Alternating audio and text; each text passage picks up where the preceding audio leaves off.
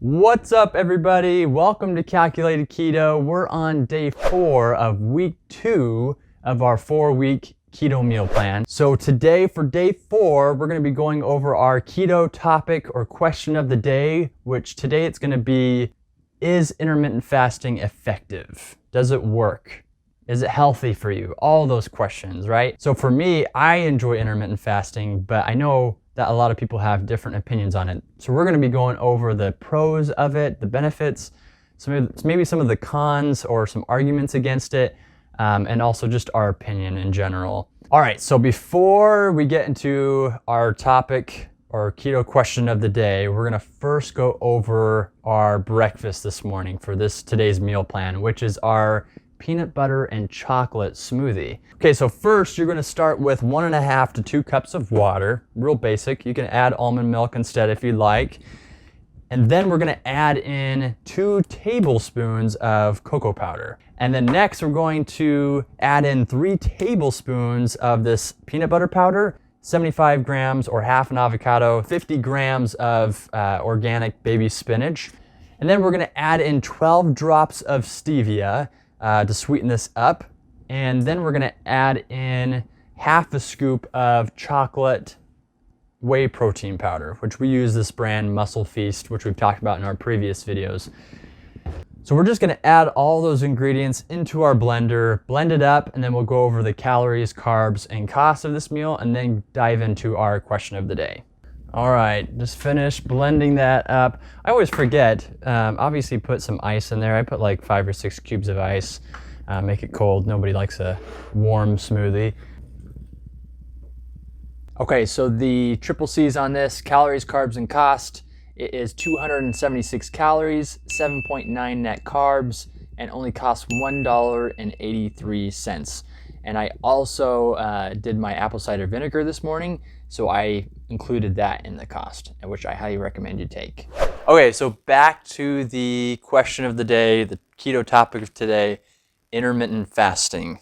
I feel like you're still a little bit skeptical of it, like you're not truly a believer. Okay. Why people do it. That's not really fair, because I literally I was pregnant, then I was nursing, then I was pregnant, then I was nursing. And you can't really do intermittent fasting easily. That's true. I bet now, though, if you were breastfeeding, you would probably try it.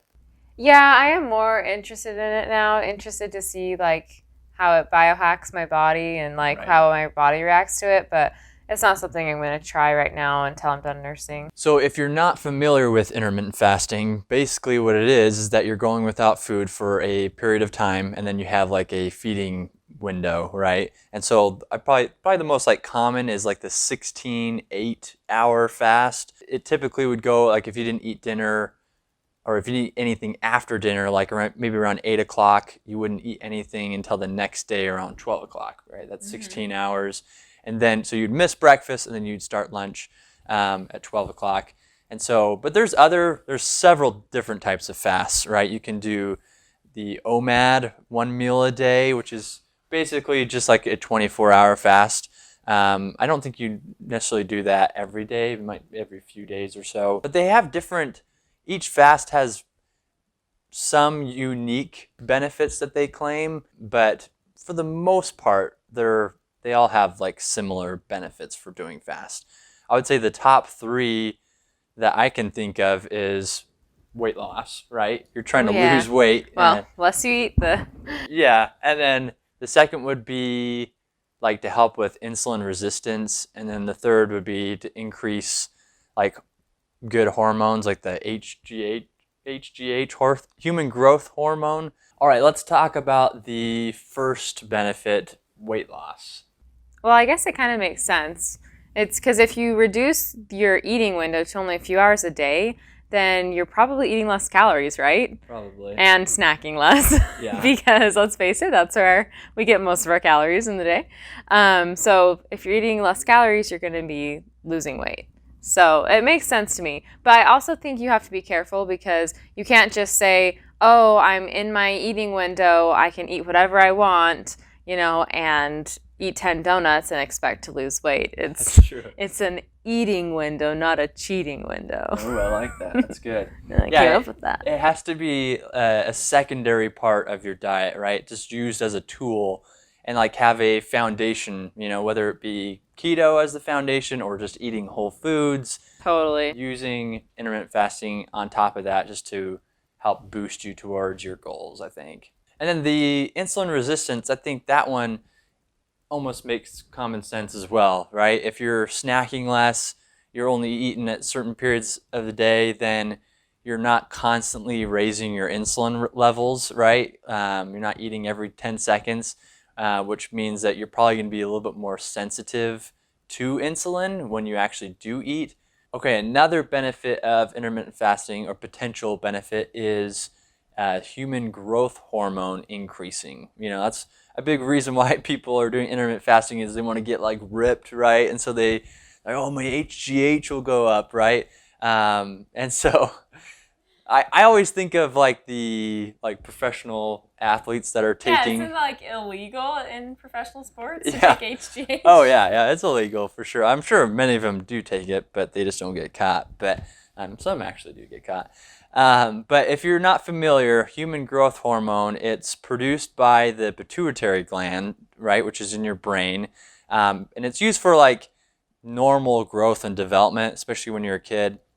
And as you get older, you have less human growth hormone. Some studies have shown that it does increase human growth hormone, which obviously one of the reasons why people are so excited and doing it probably. But I don't know how solid those studies are or if they're completely accurate. I'm not sure. I'm sure we'll continue to learn more about that. It's a fun idea, though. It is. Hey, if all those benefits are true, then I'll fast for days, man. Hey, that's saying a lot for you. I know, right? No, that's a good point, actually. So a lot of people do fast for long periods of time, like 2-3 days. I think even like weeks. Like, it's crazy. And it's typically from just food. I think you usually drink water. No, you can't why go that. wouldn't you drink You would water? die without water. Definitely drink water. Yeah, but there's different benefits. They're more focused on like autophagy, which autophagy means like replacing old damaged cells. It's like living longer and things like that. Yeah, but are you living happier?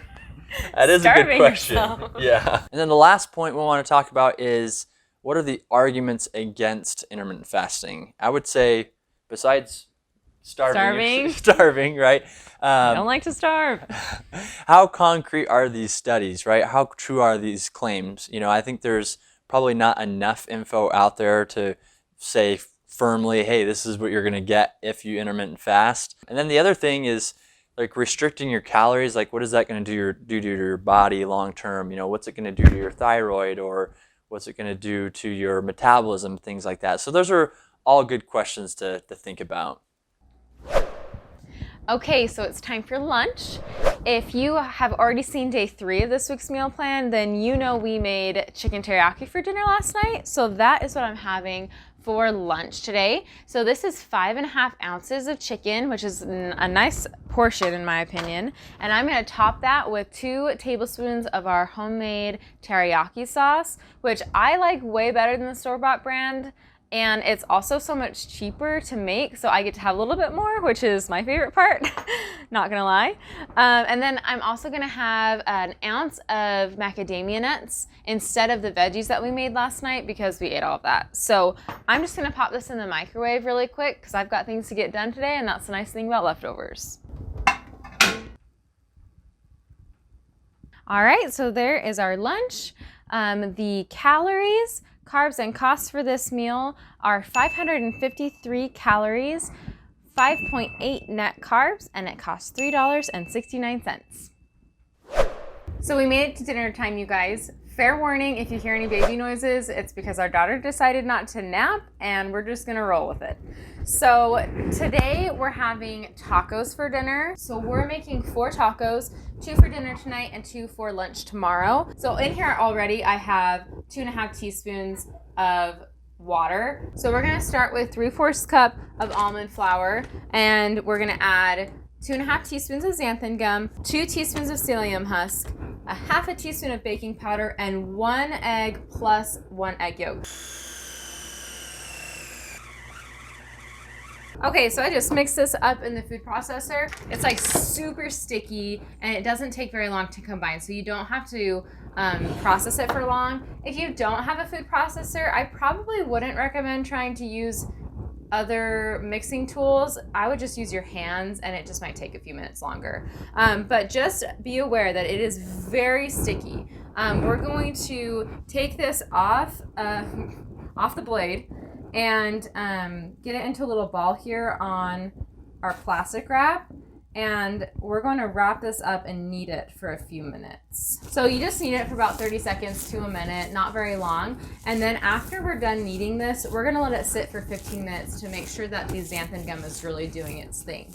Okay, so it's been 15 minutes, but before I do anything else, I'm going to turn on my stove because you want it to be a hot pan when you put your tortillas in them. So from our stovetop, it's 3. So it's like a medium low, I guess.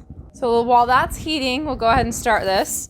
So I'm just going to get it into a little ball here, try to get it even, and I'm going to cut it into thirds. So we are making 4 tortillas, but what we do is we use the last tortilla is made from like the leftovers of the previous tortillas. I'll show you in a minute. So these dry out kind of easily. So I put the pieces that I'm not using in the plastic wrap and just kind of cover it up just to make sure that it doesn't dry out, because we've tried it once not doing that and it dried out too much and then like the tortillas wouldn't form. So it was really bad. So I'm going to get this in a ball. Kind of flatten it out a little here. And then I'm going to place this over and use our little mini roller to roll out a nice big circle. So you don't want your pizza dough to be, I was just talking about pizza. You don't want your tortillas to be too thin. So just keep that in mind. If they're too thin, they break apart. All right, so I've got this rolled out. I can see a little faint outline through our baking mat, and so I use a bowl to cut around the outside for our tortilla. So I'm just gonna check and make sure that it's a decent size for that. Okay. So I just put our bowl over, kind of squish it down a little bit, and then just cut around the outside to get a nice taco shape. Tortilla shape. Come take a look at this tortilla. It's thin, but not too thin. Okay, so the trick with this is it does cook pretty fast. Now, I don't know if it will show up on video, but this dough is pretty yellow. When you cook it, it starts out yellow, and as it cooks, it lightens and gets more white. That's how you know it's cooked through. So really all we're trying to do is cook it all the way through on the one side, and then we're gonna flip it over and cook it for like less than 30 seconds on the other side. And then this part is gonna be part of our 4th tortilla. So we save the outside that I just cut out for the 4th tortilla. All right, we've got our tacos made and all of our taco stuff out. But before we make our taco, let's look at our tacos and see how delicious these look. And I also made a little tiny tortilla that I'll give to our toddler. Okay, so take a look at, it looks like a little corn tortilla, right? It is very pliable, like it's not gonna break on you, and it really doesn't have a ton of flavor. It doesn't taste like anything really once it's in a taco, so it just like is a perfect vessel. Okay, so I'm gonna make a taco and we'll show you what it looks like. Okay, so here's our made tacos. Now, I don't know about you guys, but I am always guilty of overstuffing my tacos, as you can see. So I'm gonna do a fold test for you really quick and show you how well these hold up. Okay, so this is a ton of stuff. I probably shouldn't have filled it this full. Now, look at the bottom. We've got, besides it falling out of the taco because I'm putting it sideways, there is no cracking, like it's holding up really well. Like, this is a solid taco, guys. Okay, so for the calories, carbs, and costs for this dinner, we've got 1,158 calories, 12.6 net carbs, and it costs $5.20. All right, so I just took my cod liver oil. So that wraps up our eating for today. So the total triple C's for today were 2,027 calories, 26.4 net carbs, and the total cost was $11.09. Okay, to wrap up today's discussion, our final thoughts on today's keto topic, which is intermittent fasting. What do you think, Meg? Okay, so coming from the perspective of someone who hasn't tried intermittent fasting yet, I do want to try it. I think it's worth at least giving it a shot to see, if it works for my body or not. I do have a few things I'm apprehensive about, like the long-term effects of intermittent fasting. I don't love that there isn't like conclusive evidence of like what happens there. And I also don't think it's like the end-all, be-all, magical cure for everything. Like, I don't think it's necessarily the right, gonna work for everybody, But I am excited to try it. Yeah, for sure. I mean, I feel like everybody should at least give it a try. So my final thoughts on intermittent fasting, I like it. It works for me. It's convenient, I think, is the biggest one. It's just nice to be able to wake up in the morning, and if I'm busy, just head to work, not have to think about what am I going to eat this morning, right? Or try to make a smoothie or some other breakfast. So that's nice.